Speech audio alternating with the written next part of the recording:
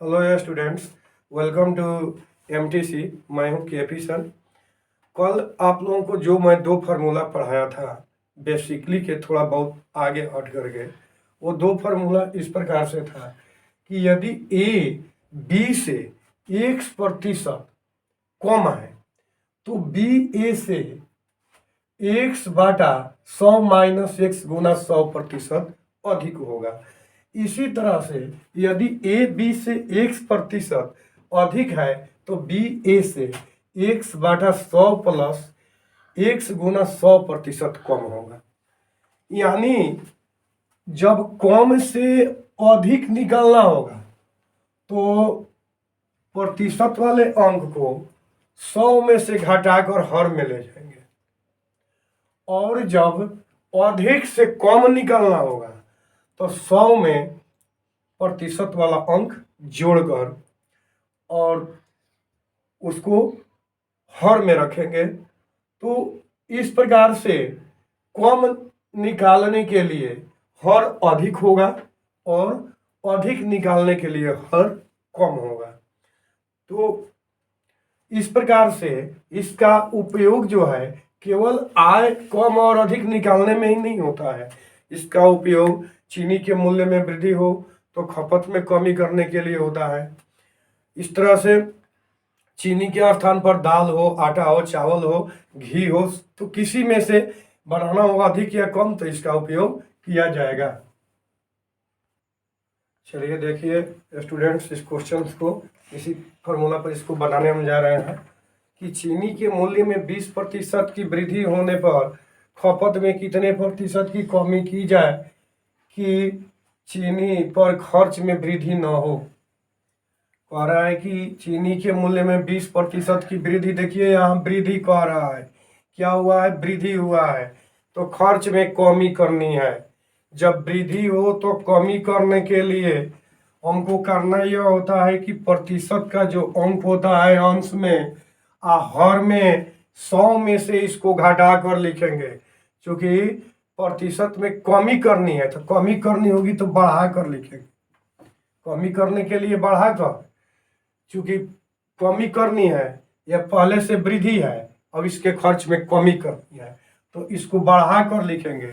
और यदि यहाँ कमी होता अब वृद्धि करनी होती तो घटा कर लिखते हैं। क्या करनी है, वृद्धि होने पर खपत में कमी करनी है, तो कमी करनी है इसका मतलब कि हर ज्यादा होगा।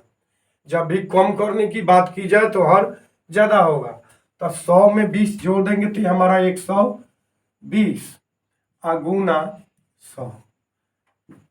तो इस प्रकार से हो गया 20 एक कम 20 है, अब 20 छक्का 120।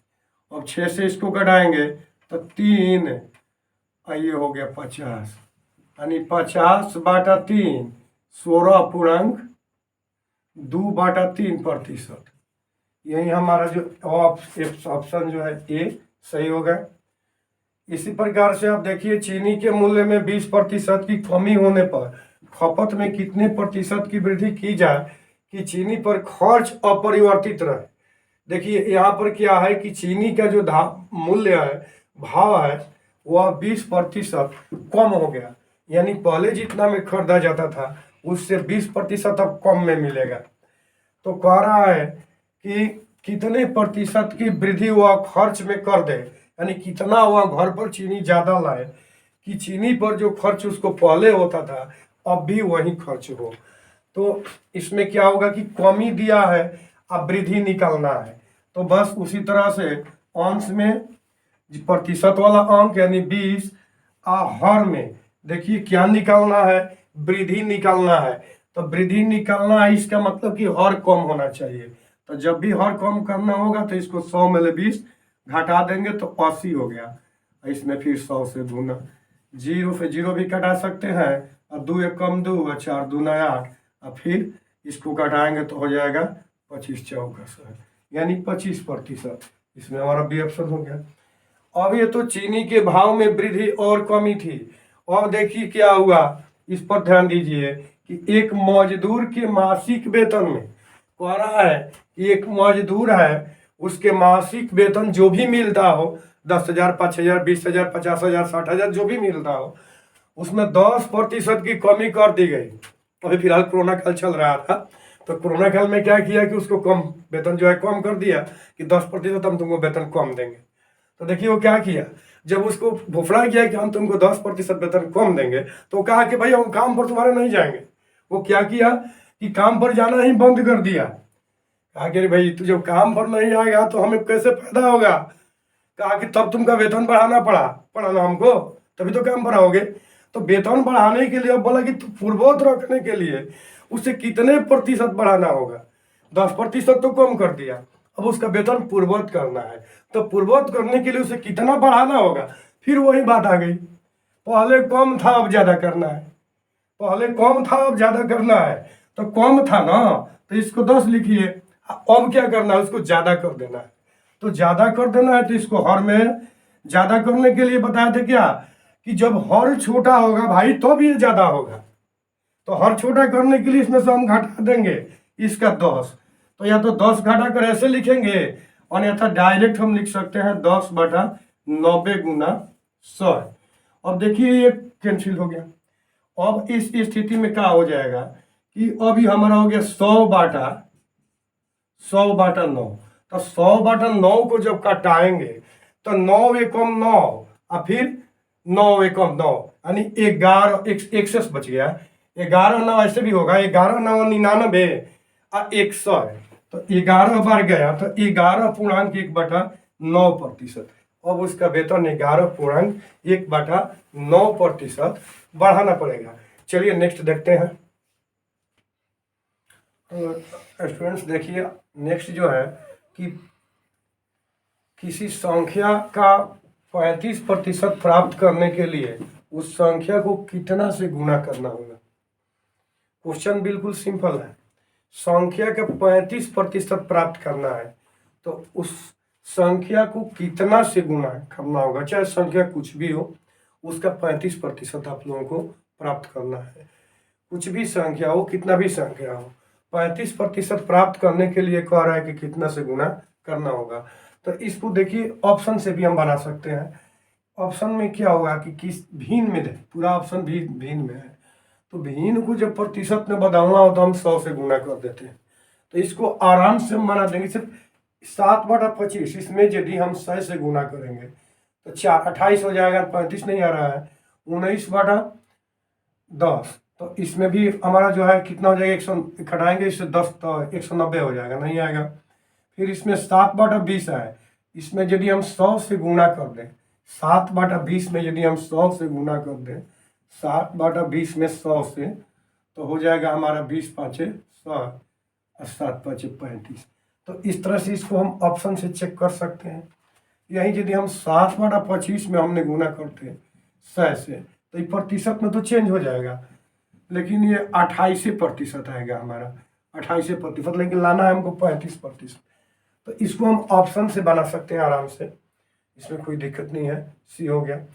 अब कह रहा है कि 30 का 10% होगा, यानी 30 का 10% कितना होगा। इसको भी यदि बनाना हो तो ऑप्शन से देखकर हम बना सकते हैं। जैसे 30 का 10%, 30 का 10%, तो देखिए जब प्रतिशत को हम भिन्न में बदलेंगे, तो पिछले बार हम पढ़ाए थे कि कभी भी प्रतिशत को, जब भी प्रतिशत को भिन्न में बदलना हो तो क्या करेंगे, प्रतिशत को भिन्न में बदलने के लिए हमको करना यह होगा कि प्रतिशत हटा करके उसके हर में 100 कर देंगे। तो 30 गुने 10 का मतलब होता है गुना, का अर्थ होगा गुना। तो 30 गुने 10 और बाटा में 100, ये कैंसिल हो गया, हमारा 3 आ गया। तो इसका ऑप्शन हो गया 3।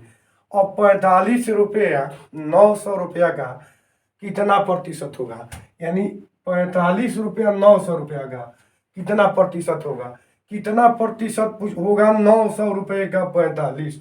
तो 45/900, चूंकि 945 रुपया 900 का कितना प्रतिशत है ये हमको दर्शाना है। तो 900 का प्रतिशत, इसमें हम 100 से गुना कर देंगे तो हो गया 9×5 = 45, यानी 5% होगा। और 900 रुपया, इसका दूसरा तरह से समझ सकते हैं कि 900 रुपया 45 रुपया, 900 रुपया पर ये 45 रुपया है, 900 और 45 रुपया है। तो इसको 900 को 100 से हम घटा देंगे तो 9 आ जाएगा, 9 में 45 में भाग देंगे 9 से, तो हमारा जो है आ जाएगा। ये ऐसे सिंपल जो हम बनाना होगा, तो 45 रुपया 900 रुपया का कितना प्रतिशत है, तीसरे से सिंपल एक आता है। जैसे मान लीजिए 500 का परीक्षा होता है, तो 500 का परीक्षा हुआ, किसी को 500 में 225 आया, तो 225 बाटा 500 गुना 100, यह प्रतिशत में चेंज हो जाता है। तो इसको हम घटा देंगे तो 5 का 20 यानी 45% अंक हो जाएगा। तो ये अंक भी निकालने में सहायता करता है। 45 रुपया 900 रुपया कितना प्रतिशत है, तो ये हो गया। अब इस तरह से किस संख्या का 33.1/3% 11 होगा। और किस संख्या का, इसमें भी हम एक्स मान करते से बनाया जाता है, लेकिन ध्यान देना है बिना एक्स माने हुए भी हम लोग बना सकते हैं। यदि यहाँ एक्स, इसको भी एक्स मान कर बना सकते थे कि 45 रुपया 900 रुपया का कितना प्रतिशत होगा, तो इसको एक्स प्रतिशत मान कर हम बना सकते थे कि मान लिया कि एक्स प्रतिशत हुआ। उसी तरह से किस संख्या का 33.1/3% 11 होगा। तो यदि इसको हम लंबा में बनाएंगे तो मान लेंगे कि एक्स का, लेकिन हमको यहाँ एक्स का मानना नहीं है। 33.1/3 को भिन्न तोड़ेंगे तो इस 100/3 कितना के तुल्य है, ये जो है 11 के तुल्य है। तो अब कह रहा है कि 1% जब निकालेंगे तो 11/100 गुना 3 हो जाएगा 1% में। और जब इसी का हम 100% कर लेंगे, 100%, तो 100% में 11 गुने 3 और बाटा 100 गुने 100, ये कैंसिल हो जाएगा, तो 33 आ गया हमारा। तो इस तरह से 33 हो गया। अब ये जो क्वेश्चन है कि क्वेश्चन नंबर 9 है, किसी आयत की लंबाई 5 मीटर और चौड़ाई 4 मीटर है। यदि लंबाई 5% बढ़ा दी जाए और चौड़ाई 2% घटा दी जाए तो क्षेत्रफल में कितने प्रतिशत की कमी या वृद्धि होगी। इस तरह के क्वेश्चंस को यदि हम पार्ट वाइज यानी लॉन्ग में बनाना चाहें तो बहुत ज़्यादा समय लगेगा। इसके लिए भी शॉर्ट ट्रिक होगा कि उसको भी सेकंड में, 1 सेकंड में, 2 सेकंड, 5 मिनट, 1 मिनट के भीतर ही सॉल्व किया जा सकता है। ये जो है नेक्स्ट डे हमारा जो क्लास होगा उसमें इस तरह के फार्मूला को बताएंगे। आज के लिए बस इतना ही।